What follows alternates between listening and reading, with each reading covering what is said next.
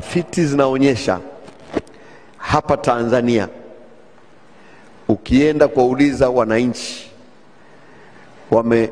juu ya imani, wanamwamini nani wanapokuwa na changamoto zao, wanaamini nani katika kusikilizwa, wanapanga kuanzia huko juu mpaka chini.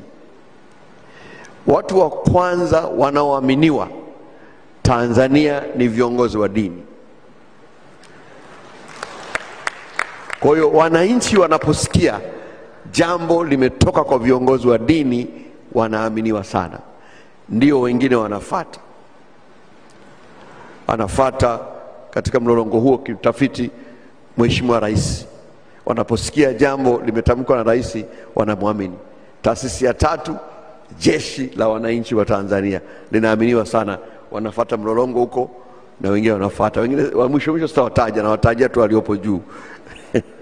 Sitaki ugomvi na watu, lakini muhimu ni kwamba viongozi wetu wa dini mnaaminiwa na wananchi.